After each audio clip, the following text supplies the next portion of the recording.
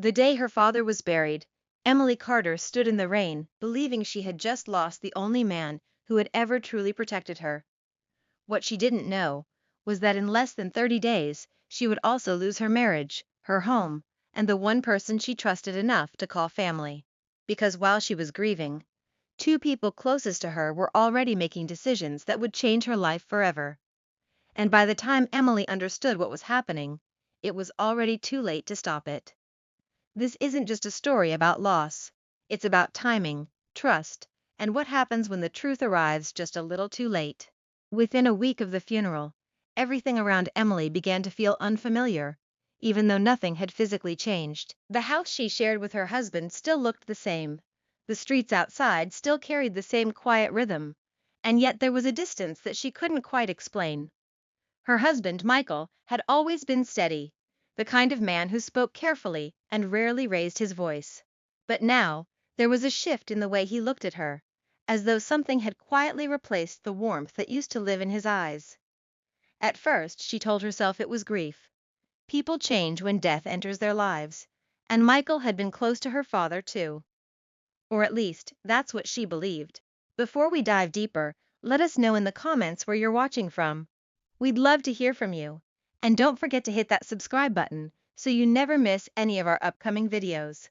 Because what happened next didn't unfold overnight, and it didn't come with warning signs that were easy to recognize. It came in small moments, the kind most people overlook until they start connecting them later, when everything has already fallen apart. And for Emily, those moments began with silence. Michael started coming home later than usual, often offering simple explanations that didn't invite further questions. Work had been stressful, he would say, or he needed time to clear his head. Emily didn't push. She was still processing the loss of her father, a man who had lived a quiet, almost invisible life. He wasn't known for wealth or influence. In fact, if you asked anyone who knew him, they would describe him as modest, maybe even ordinary. He drove the same car for years, wore the same style of clothes, and rarely spoke about money. But there was one thing about him that Emily couldn't ignore now that he was gone. He had always been prepared. Prepared in a way that didn't make sense until much later. 2 weeks after the funeral, Emily received a call that would begin to reshape everything she thought she knew about her father. It was from a law firm she had never heard of, asking her to come in regarding her father's estate. At first, she assumed it would be a simple process, paperwork, maybe a small savings account, nothing out of the ordinary. But when she arrived, the tone of the conversation immediately told her this was something else entirely. The lawyer didn't rush. He spoke carefully, almost as if he understood that what he was about to say would change the way she saw her entire life. Her father, the man who lived quietly and never showed signs of wealth, had been a multimillionaire. Not recently, not by accident, but for decades. Properties in different states, investments that had grown steadily over time, accounts that had been managed with precision. It wasn't loud money, it wasn't visible, but it was there, hidden in plain sight. And all of it had been left to Emily. Every asset, every account, every decision now rested in her hands. For a moment, she couldn't even process it. It didn't match the man she knew, and yet the documents were clear. This wasn't speculation. This was reality. When Emily got home that evening, she shared the news with Michael, expecting shock, maybe even excitement. And for a brief moment she saw it. A flicker in his expression, something sharp and immediate. But just as quickly as it appeared, it disappeared, replaced by something more controlled.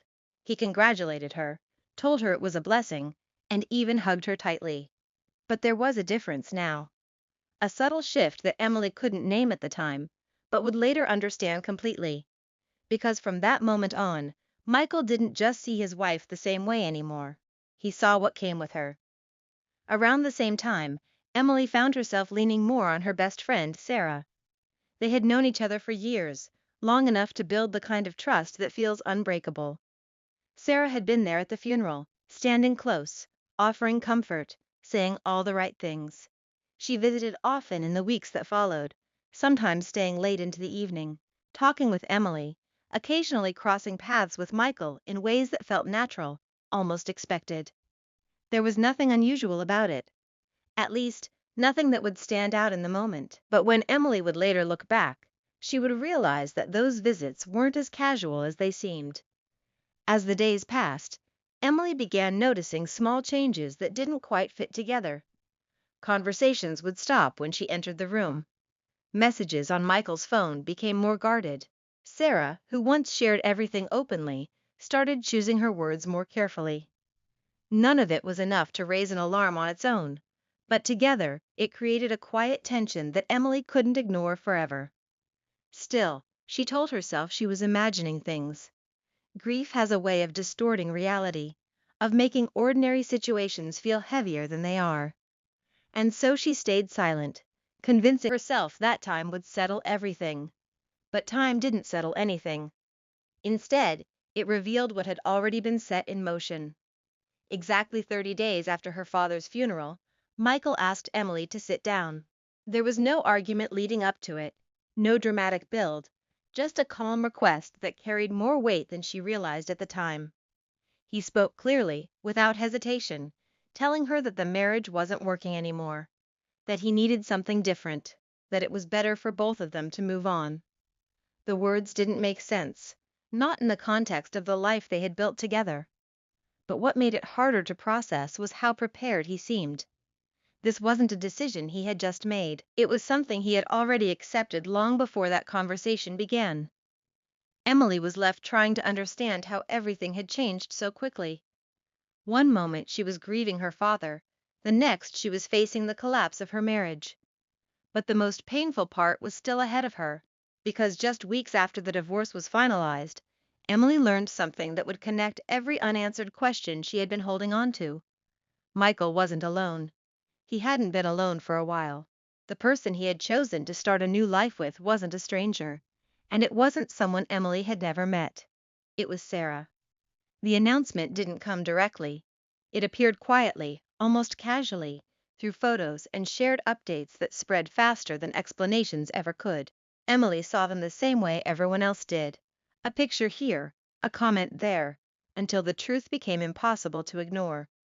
Her husband and her best friend were now together, building a life that seemed to have started long before her marriage ended. And in that moment, every small detail, every quiet change, every unexplained distance suddenly made sense in a way that felt impossible to accept. What Emily didn't know yet was that this wasn't the end of the story. It was only the point where everything became clear enough to begin asking the right questions. And the answers to those questions would reveal something far more calculated than she had ever imagined. What Emily didn't realize in that moment was that the story she believed had already reached its most painful point was only beginning to reveal its true shape. Because while the betrayal felt sudden to her, it had not been sudden at all. It had been built slowly, carefully, and with a level of patience that only made sense when you looked at everything that came before it. And for the first time since her father's death, Emily stopped reacting to what was happening and started asking herself a different question. Not why did this happen, but when did it actually begin? The answer didn't come all at once. It came in fragments. Small memories that didn't feel important at the time, but now refused to stay quiet. Conversations that ended too quickly. Moments where Michael seemed distracted, not by stress, but by something else entirely. Times when Sarah knew things she had never been told directly. And as those pieces slowly began to come together, Emily started to see a timeline forming. One that didn't start after her father died, but long before that day ever arrived. It forced her to confront something difficult. The possibility that the two people she trusted most had been building something behind her back, while still standing beside her every day. And what made it even harder to accept was how normal everything had seemed. There had been no dramatic changes, no obvious signs, nothing that would have made her question the foundation of her life. Which meant one thing. If this had been planned, it had been planned quietly. But even with that realization, there was still something that didn't fully make sense. Because if Michael had already been involved with Sarah, and if they had already made the decision to be together, then why wait? Why stay in the marriage at all? Why go through the funeral, the grieving process, the appearance of support, only to leave immediately after the inheritance was revealed? That was the question that stayed with Emily longer than anything else, because it pointed to something deeper than just a relationship. It pointed to timing. And timing, as she would soon discover, was everything. A few days later, Emily returned to the law firm to finalize some of the remaining details regarding her father's estate. This time, she asked more questions, not just about the assets, but about the structure, the decisions, and the reasoning behind them. She wanted to understand why her father had chosen to manage his wealth the way he did, and more importantly, whether there was anything she had overlooked.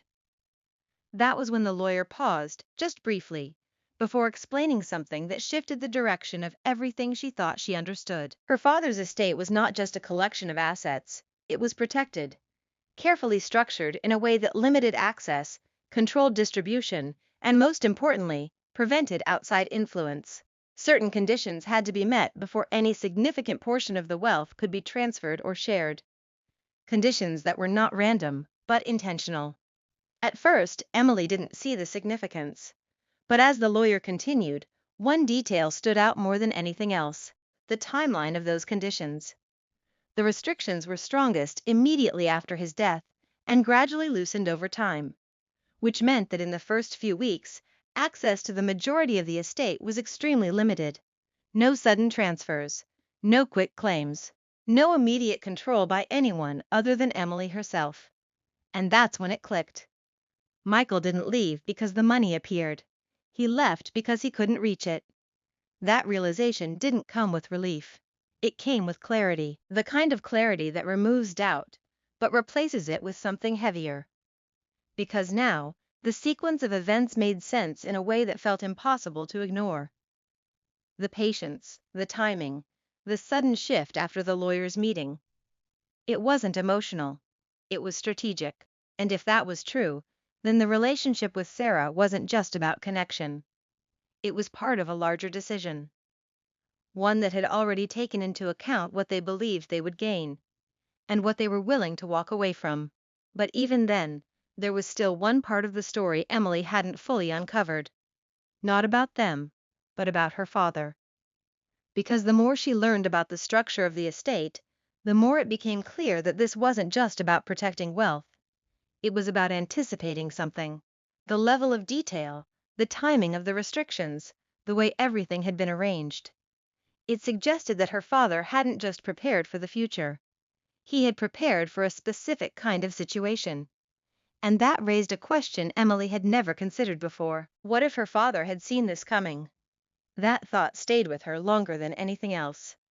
Because if it was true, it meant that everything she was experiencing now wasn't entirely unexpected. It meant that somewhere, in the quiet way her father lived his life, he had already accounted for the possibility that the people around her might not always have the intentions they claimed to have. And if he had prepared for that, then maybe he had done more than just protect his money. Maybe he had left her something else, something they hadn't planned for. And for the first time since everything fell apart, Emily wasn't just looking at what she had lost. She was starting to see what she still had, and what she could do with it. What Emily Carter began to understand over the next few days was that the truth doesn't always arrive as a single moment. Sometimes it unfolds slowly, in a way that forces you to sit with it, to question it, and eventually to accept it. And the more she looked at everything that had happened, the more one detail refused to leave her mind. Michael didn't panic when he learned about the inheritance. He didn't rush, he didn't celebrate, he observed. That was the part that stayed with her, because it suggested that he wasn't reacting to the news, he was calculating it. And once that thought settled in, everything else began to shift around it. Emily Carter stopped reaching out to Michael. She stopped asking questions she already knew would be answered with half-truths. Instead, she became quiet in a different way. Not the quiet of someone overwhelmed, but the quiet of someone paying attention. She went back through messages, dates, conversations. She replayed moments in her mind that once felt ordinary, but now carried weight. And slowly, a pattern began to take shape, one that connected Michael and Sarah in ways that went beyond coincidence. There were overlaps in their schedules that didn't make sense. Times when both of them had been unavailable for reasons that sounded different, but now felt aligned. Small details, like the way Sarah would mention things about Michael's day that Emily herself hadn't been told. It wasn't obvious at the time, but looking back, it was consistent. And consistency, when it appears in the wrong places, is hard to ignore. But even with all of that, Emily Carter still held on to one final uncertainty. She didn't yet have proof. She had understanding, she had intuition, but she didn't have something she could hold on to, something that confirmed everything without question. And that's when she made a decision that marked a clear shift in who she was becoming. She stopped trying to understand what had happened and started preparing for what she would do next. The next time she visited the lawyer, her questions were different. This time, she wasn't asking about what her father left behind. She was asking about what she could control, about what could be moved, what could be protected further, and what could be used if things became more complicated. The lawyer listened carefully, as if he had been expecting this moment all along. And in a calm, measured tone, he began to explain the options that were available to her. What Emily Carter learned in that conversation changed the way she saw her position entirely. Because while Michael and Sarah believed they had moved forward, believing they had already secured their future, they had overlooked something critical. They had assumed that Emily would remain the same person she had always been, trusting, open, unprepared for conflict, and that assumption was their first mistake. Because Emily Carter was no longer operating from emotion alone. She was thinking clearly now, and clarity has a way of turning the situation around without warning. Over the next few weeks, Emily Carter began to make decisions quietly. She restructured certain elements of the estate, placing additional protections where they were needed. She reviewed past financial interactions, identifying anything that might have involved Michael directly or indirectly. And in doing so, she uncovered something that confirmed everything she had been suspecting. There had been attempts, subtle, carefully placed attempts to understand the structure of her father's wealth even before his death. Questions that seemed harmless at the time, conversations that now carried a different meaning. And while none of it had crossed a legal line, it revealed intention. It showed that Michael had been paying attention long before he had any reason to, and Sarah had been part of those conversations. That realization didn't come with anger the way one might expect. It came with something else, something quieter but far more effective. It came with certainty. Because now, Emily Carter was no longer trying to figure out what they had done. She knew. And once you know, your decisions become simpler. What they didn't know was that their timing had worked against them. Because while they had chosen to act quickly after the inheritance was revealed, Emily Carter's father had designed his estate to reward patience. The longer the assets remained under her sole control, the stronger her position became. The restrictions that once limited access were now beginning to shift in her favor, opening opportunities that Michael and Sarah had never accounted for. And that was when Emily Carter made her next move. Not publicly, not emotionally, but strategically. She allowed them to believe that everything was settled, that the divorce had given Michael exactly what he wanted, that Sarah had stepped into a life that was already secured. She didn't interfere. She didn't confront. She simply watched. Because sometimes the most effective way to understand someone's intentions is to give them space to reveal them completely. And they did. Their decisions became more visible over time. The way they spent, the way they spoke about the future, the assumptions they made about what was coming next. It was clear they believed the most difficult part was over, that whatever they had risked had already paid off. And in that belief, they became comfortable. Too comfortable. Because what they hadn't considered was that Emily Carter had access to something they didn't. Time. Time to prepare. Time to understand. Time to act in a way that didn't rely on reaction, but on precision. And when the moment finally came, it wasn't loud. It wasn't dramatic. It didn't look like revenge in the way most people imagine. It looked like a series of decisions that began to affect them in ways they hadn't expected. Financial opportunities that didn't include them. Legal boundaries that couldn't be crossed. Access that was no longer available. And slowly, without confrontation, the reality they had built began to change. Not all at once, but in ways that forced them to recognize something they hadn't seen before. They had miscalculated, because the one thing they believed Emily Carter lacked was the one thing her father had quietly given her all along: control.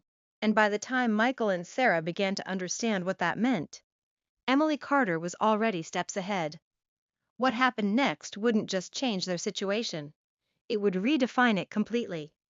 And this time, they wouldn't see it coming. Clarity. And clarity, when pursued patiently, has a way of revealing things that were never meant to be seen all at once. What came back wasn't illegal. It wasn't enough to trigger immediate consequences, but it told a story. A story of interest, of attention, of quiet attempts to understand something that was never openly discussed. Michael had been asking questions long before he had any reason to, and Sarah had been present when those questions were asked. That was the moment everything became final for Emily Carter. Not emotional, not reactive, but final in a way that removed any remaining doubt. Because now she wasn't operating on suspicion. She was operating on confirmed intent. And intent changes how you move forward. She didn't confront them. She didn't call. She didn't send messages filled with anger or disappointment. Instead, she allowed them to continue exactly as they were.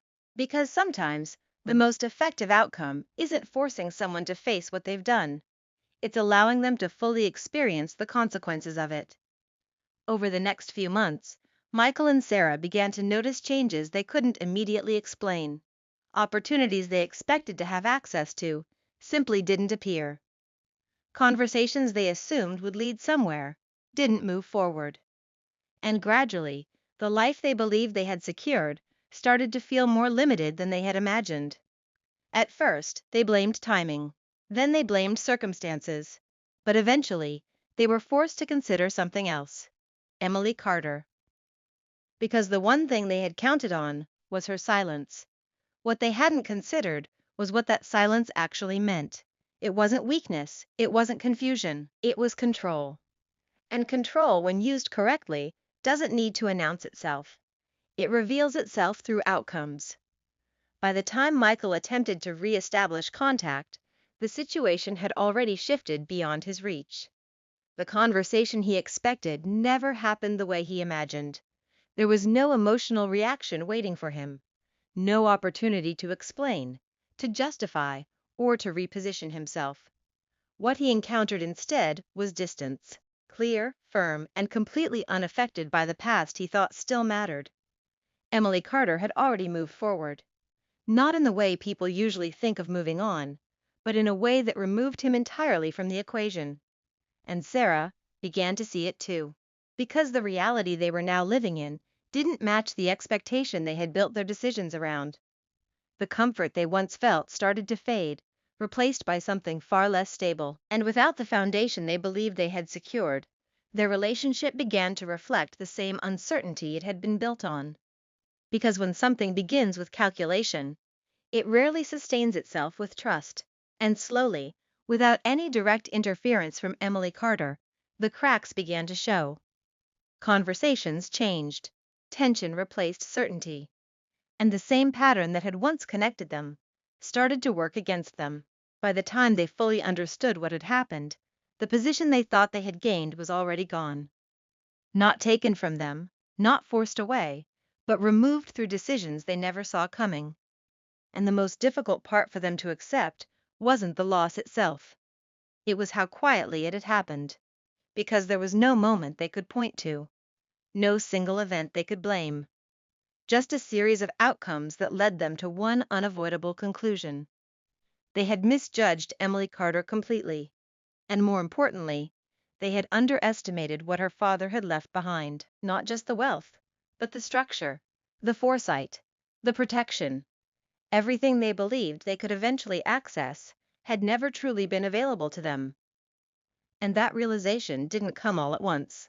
It settled in slowly, in the form of missed expectations, closed doors, and a future that no longer looked the way they had imagined. Meanwhile, Emily Carter didn't need to watch it happen. She already knew. Because her focus was no longer on what she had lost. It was on what she had built. A life that no longer depended on people who had chosen to walk away. a position that didn't require validation, and a clarity that only comes when everything unnecessary has been removed. In the end, there was no dramatic confrontation, no final argument, no moment where everything was said out loud. Just a quiet understanding that settled over everyone involved. Michael and Sarah had made their decision, and Emily Carter had made hers. But only one of those decisions had been made with full awareness of what would come next.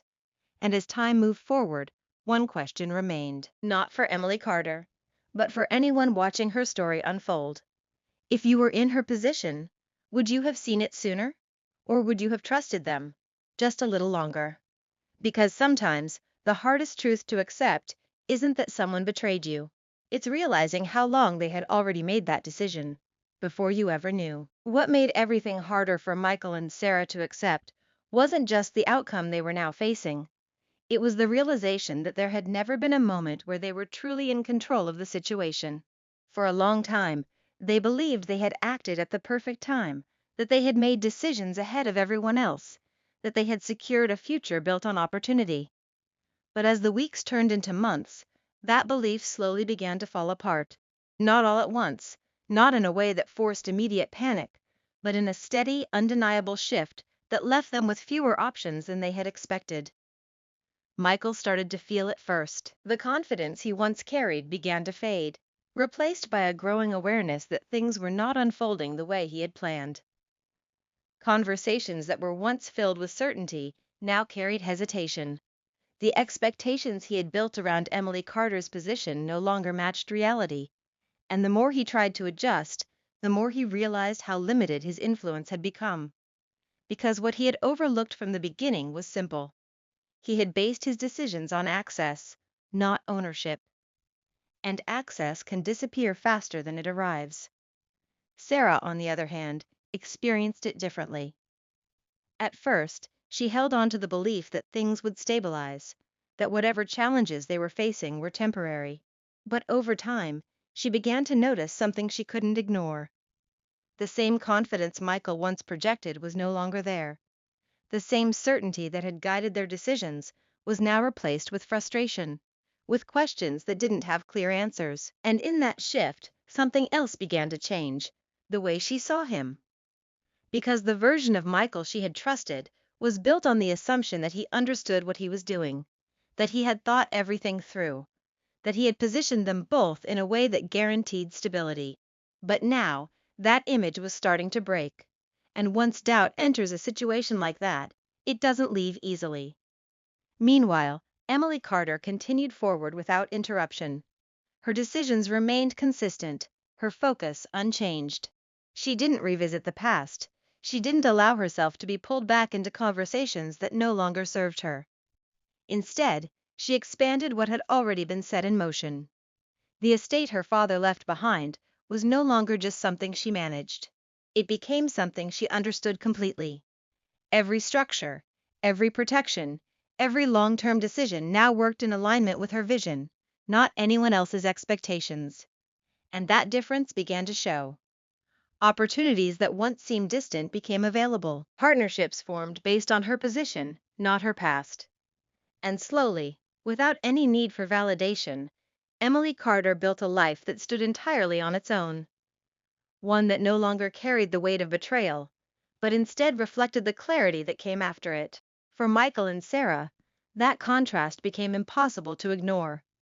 Because while they were trying to adjust to a reality they hadn't planned for, Emily Carter was moving forward in one she had fully accepted. And acceptance has a way of creating momentum that hesitation can't compete with. The distance between them was no longer just physical. It was structural, it was emotional, it was permanent.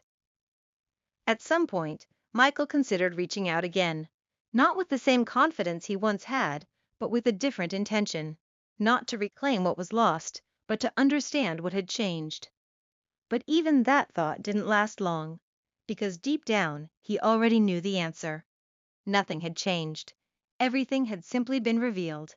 And for Sarah, the realization came in a quieter way. It wasn't tied to a single moment or a specific event. It came through observation, through comparison, through the understanding that the life she had stepped into wasn't the one she believed she was choosing.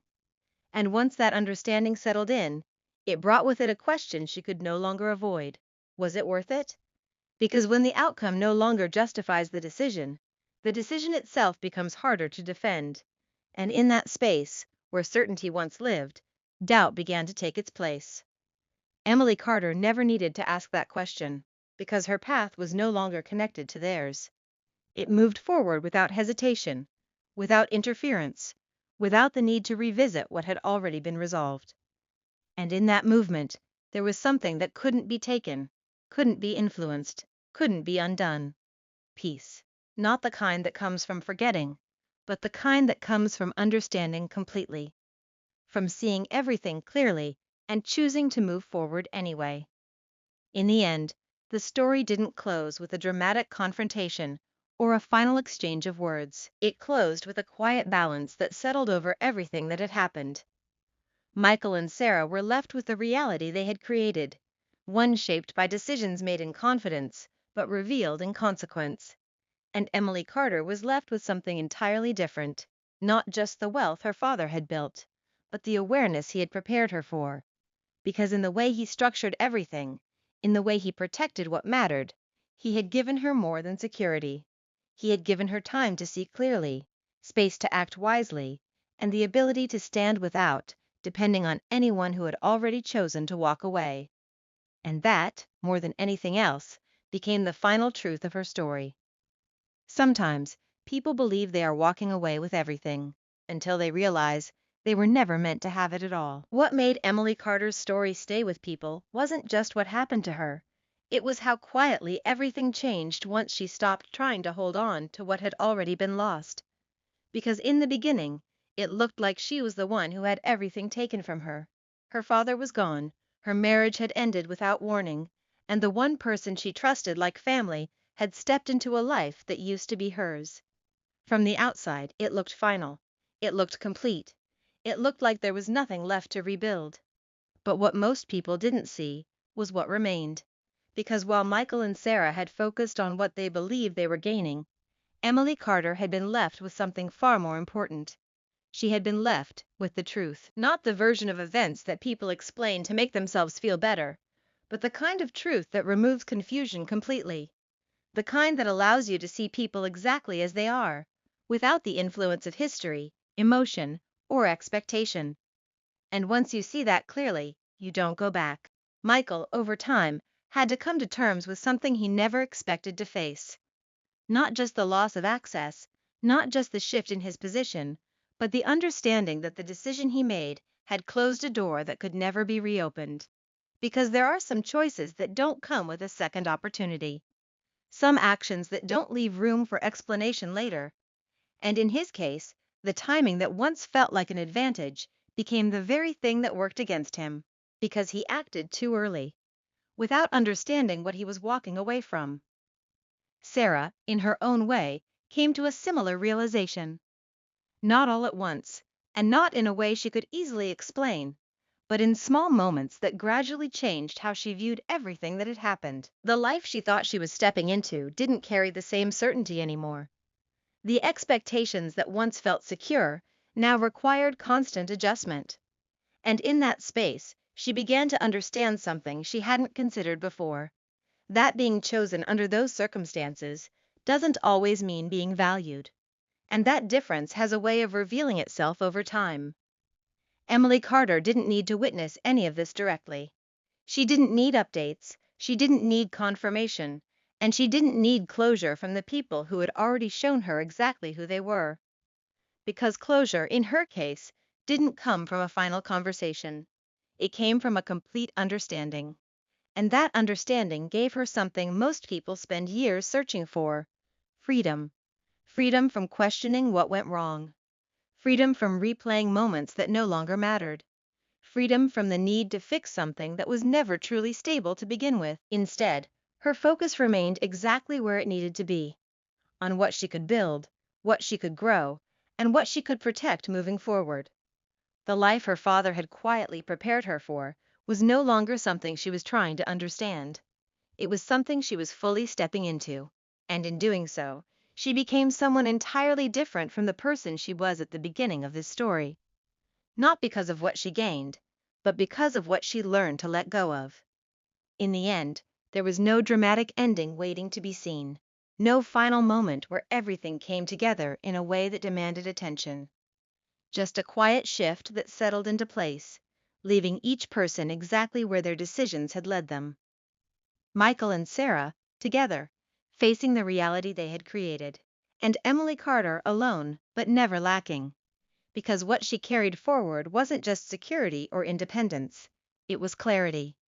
And clarity, once you have it, changes everything. If this story made you think differently about trust, timing, and the people you allow into your life, take a moment to subscribe to the channel so you never miss stories like this. Share your thoughts below, and let us know what you would have done if you were in Emily Carter's position. Because sometimes, the most important lesson isn't about betrayal itself. It's about recognizing the moment when someone has already made a decision about you and choosing what